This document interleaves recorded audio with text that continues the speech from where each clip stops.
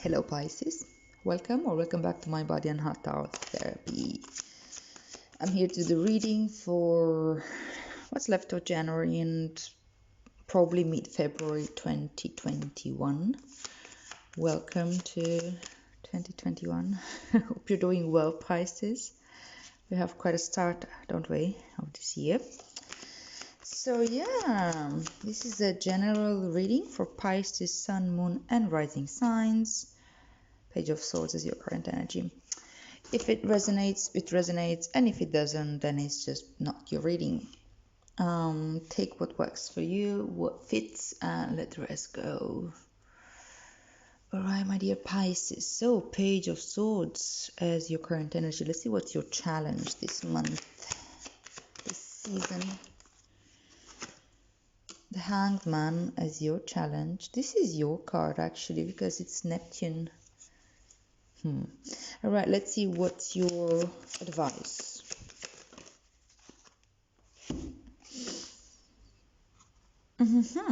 Five of Wands is advice. Very well. Now let's see what's the future energy. What's this building up to? Page of Pentacles.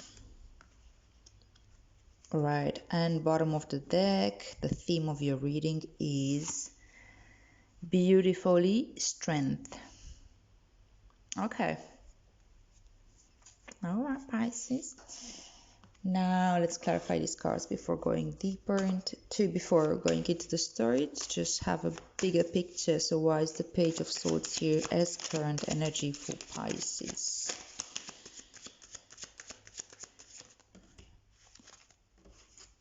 This Five of Cups had been showing up in all readings and actually in the current energy. All readings so far. There are two before you. And the Moon. Okay. Why is the Hanged Man here as challenge? Why is the Hanged Man challenging for my dear Pisces?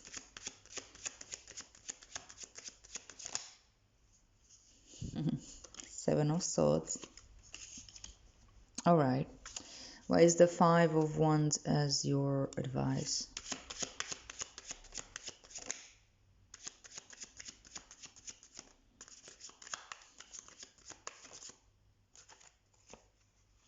Daughter of Cups. Why is the Page of Pentacles here as your future energy?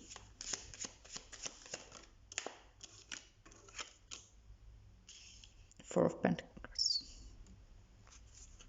And bottom of the deck, the Hermit, along with Strength. Major Arcana, both of them. So you're going through something. You're going through something, my dear. That's bigger than just a daily routine, the daily things. It's something that has to do more with your soul journey. Having two Major Arcana as your underlying energy as the theme of your reading.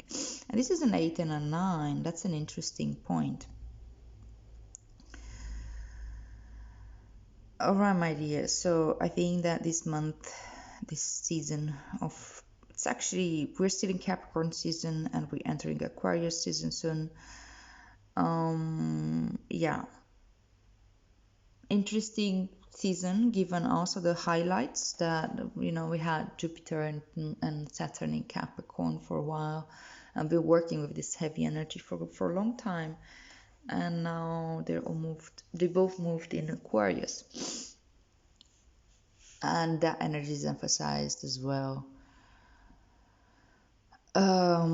Seems that you, my dear, are working particularly with integrating the aspects of yourself that you're afraid of. And that can mean a lot, actually. You can maybe do a lot of shadow work, but it's not the shadow work that is like, okay, going into the darkest aspects of myself necessarily. It's more like the parts of yourself that are untamed. Let's say maybe working with your sexuality, understanding that it's okay to be a spiritual being or to be, you know, professional or single person, or and still being in contact healthily with your sexuality and integrate it. Or maybe you're working with your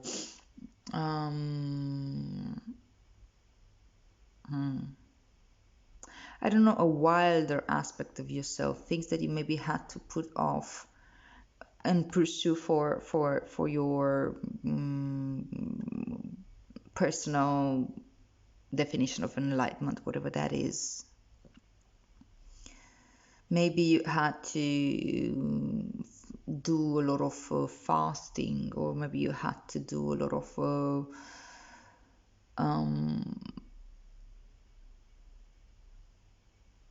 you exercise a lot of discipline, and maybe refused parts of your human nature.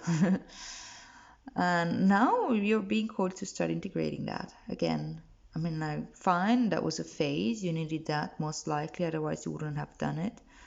But you know, there's now it's bringing the light of investigation into these untamed sides of yourself, and it's about meeting them with a lot of compassion and with a lot of love and with a lot of desire to really integrate and understand rather than fear. Like, this lady here would not approach this lion if she would come either from, hey, I'm here to enslave you or to tame. It's not a power game here. This is really just an openness and a knowledge of how to deal with this beast, you know. And the hermit is about investigation. It's about going in deep. It's about integrate. It's about energy. It's about methodically going into the darker aspects of yourself, and but bringing the light of investigation. So it's about curiosity. And it's also, because it's the hermit, it's also about understanding that, hey, we can do it on our own. We don't always need something outside of ourselves to save us or to tell us what to do. The balance that we're seeking and the love that we're seeking are actually within. The fears that we have are actually within. So the more I'm actually taking that alone time sometimes and look within myself without having always to mirror myself in others or to project, but to see where is this all coming from. It's an invitation, of course. But you may naturally feel like having a bit of a retreat mode in this period of time.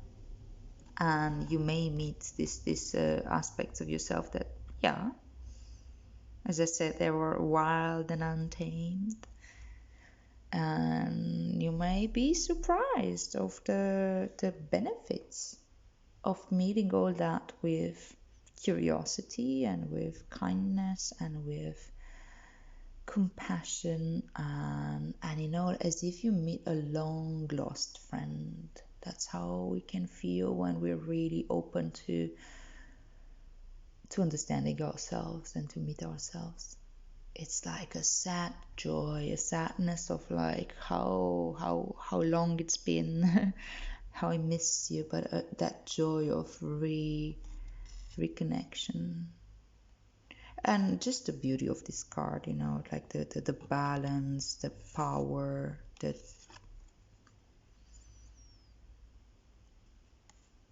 it's also a lesson of vulnerability, right? There's power in vulnerability. If we are afraid all the time, we shield it up. If she would have been terrified, she couldn't. I mean, like, of course, there's fear. Fear is healthy, but she didn't come here with her armor, you know. She came here with a open, vulnerable, and nurturing, looks like to me, attitude. Okay, good theme, nice theme. Yeah. Okay. Now, current energy, what's going on for you in the now? You have the Page of Swords, the Five of what's this, Cups, and the Moon. Well, we have a new moon coming 2 days from now, from when I'm making this reading, but you may be seeing this later. It may be that your process right now could be pretty strongly affected by the phases of the moon, so pay attention to that. But I think this is more, again, like things that are coming from the subconscious mind, things that had been hidden for you, or are hidden for you right now. And you get this chance to look at what is it that you are afraid of losing. What is it that you've lost? You see, like, also this Page of Swords is like looking back, but his body is moving forward. And you see that there's like a wind blowing his hair and the clouds, and it's like a wind of change that's coming. So this is also mind energy, so it could be that your perspective is changing, your perspective of what is important to you, what is it that again brings you joy, and what is it that makes you feel sad. And fear of loss, this is what I see here with these two cards together. What are you most afraid of losing right now? Are you afraid of losing yourself? Are you afraid of losing somebody? Are you afraid of, like, if you are to embrace these aspects of yourself that had been maybe you've been strict with? You're afraid of losing discipline? You're afraid of losing control? Are you afraid of, what are you afraid of losing? There's a lot of it's a lot being revealed to you right now.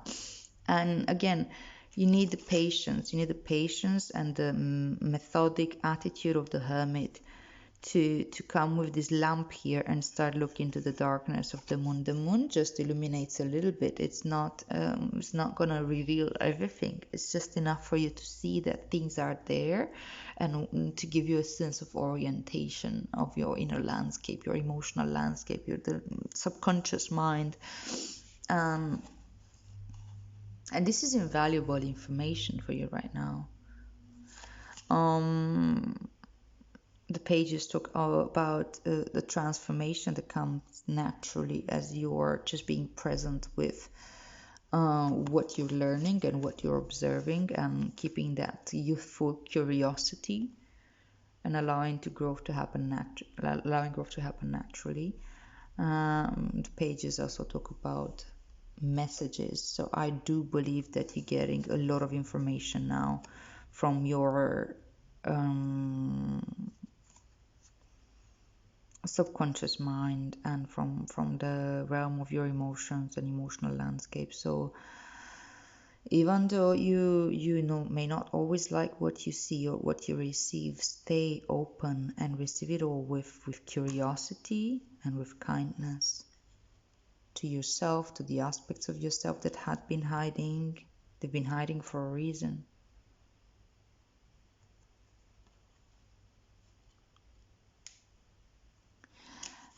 Okay, so challenge. You have the Hanged Man and the Seven of Swords.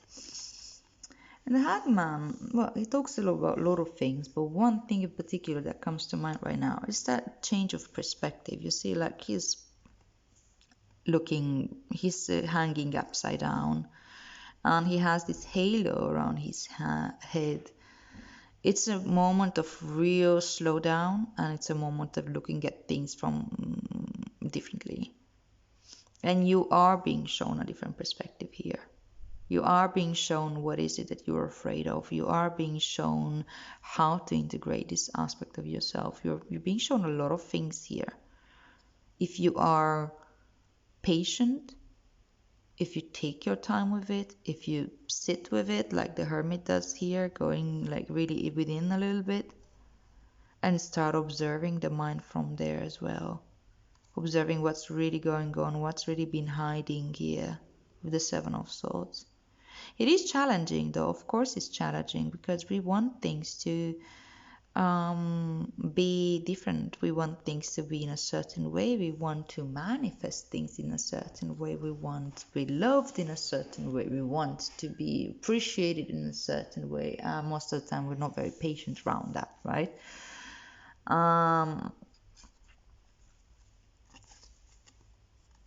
But trust your changing perspective and allow yourself to see what's been hiding here at the bottom of your mind.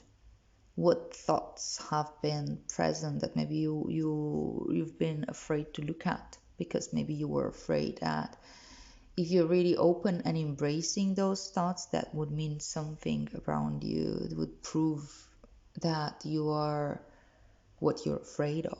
Maybe not good enough in a certain way, or not good enough with this or with that, or unlovable or inadequate in whatever way, whatever we muster deep down inside as the deepest fears usually are that we're somehow coming short into the world, that we will never be loved the way we want to be loved because we can't because we don't have what it takes. And see, look into the fear with that discernment that comes with the hermit and with the page of swords, and with the changing perspective, and understand, like if you do this from I'm gonna go into the advice, actually, since we've identified the challenge, we've identified the fears, right? The idea is to start challenging those beliefs that you've been mastering for so long there.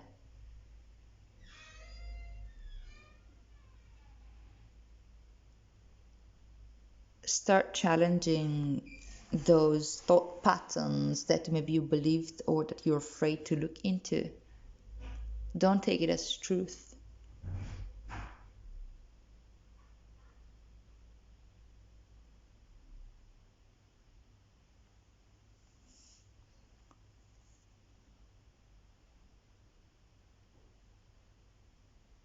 The Daughter of Cups here tells me that there's a straightforward way to keep things more simple, and that is by not succumbing to your fears, but being, this, like this five of what's this ones. I see these kids playing around, right? Like they're competing with each other, they're challenging each other, but that happens like a competition, in a way, a healthy competition, in order to grow. That means that they need to show what they're made of, and it's nice to get energetic and to put yourself out there and to, as I said, challenge yourself. And this comes with an openness and naivete of children as well. Like, okay, we're going out there, we're competing, we're gonna grow. It's a curiosity, and it's a little bit of a cheekiness as well, which sometimes can be very healthy. Allowing for this transformation to take place, allowing for your emotional landscape to change as you are challenging this belief system and these thought patterns that had been maybe hiding behind your psyche, telling you all these stories about yourself.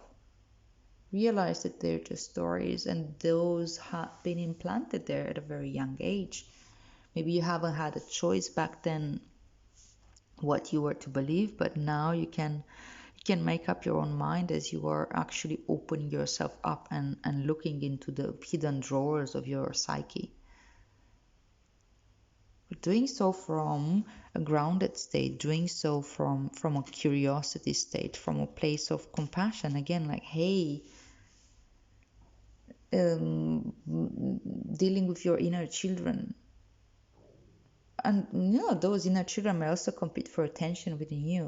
Okay, this is the aspect of me that wants to have certain ambitions in I don't know what field, that wants my career to be this, but there's the part of me that wants to be loved in this certain way, or seen like this, or appreciated for this or for that. And there's the part of me which is afraid of this, and this, so they will try to hide that. It's fine. Give them all space.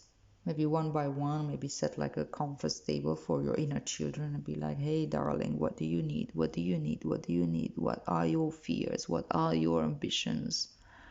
And tend to that inner conflict with the maturity of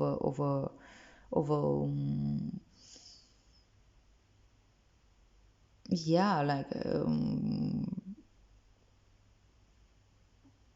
adult. A caring and loving and understanding adult. That it's not mocking the children, that it's encouraging them to actually have a say, and to be not ashamed about their wants and needs and ambitions and hopes and fears. Sometimes some things just need to be recognized. What's hiding here needs to be shown. And maybe that part of you that really is afraid of coming short in whatever way just needs a little bit of space for expression, recognition, and reassurance that it's okay, that all of you is welcomed, that you don't need to hide from yourself, because that fear that you're not good enough is unbased. It's just it's natural, but it's not necessarily true. All right, so future energy, Page of Pentacles and Four of Pentacles. I guess that as you're welcoming these aspects of yourself which are passionate and wilder and more of the worldly realm, and as you integrate your shadows and as you look into the fear and welcome it with this maturity and kindness and so on, and as you go through all this process, there's a natural growth that happens also in your daily life, in your routines. You can create a bit of a structure for yourself. You can be more present in your body.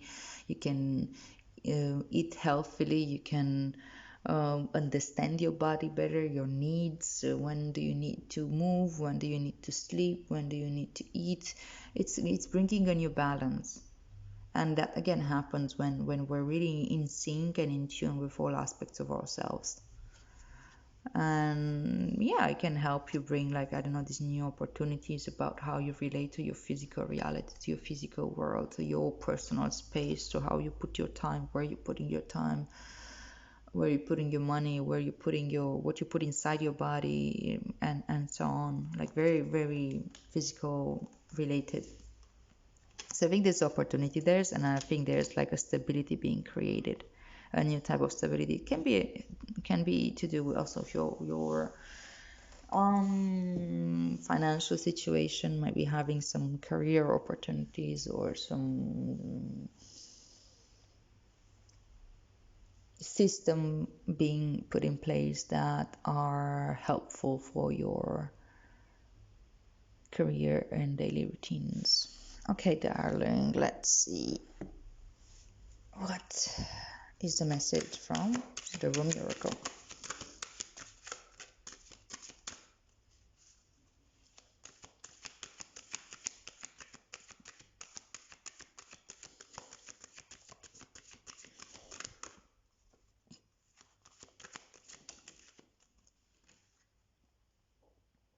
The Cloak of Christ.